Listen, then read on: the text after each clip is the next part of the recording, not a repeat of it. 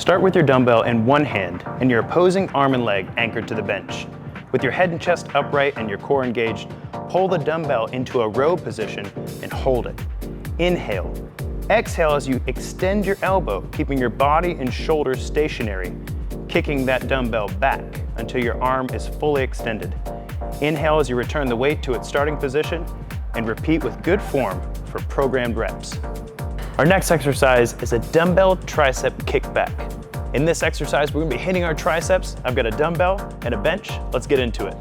The tricep kickback is a powerful exercise, but we gotta make sure that we don't strain our neck. So we're gonna keep our jaw and our neck nice and loose as we flex through the tricep. The other thing we need to watch out for is that this exercise creates natural blood flow restriction. So instead of increasing the weight, it's way better to master this movement and get it right before we increase the weight and cheat the movement. You're doing a great job, Katie. Keep it up.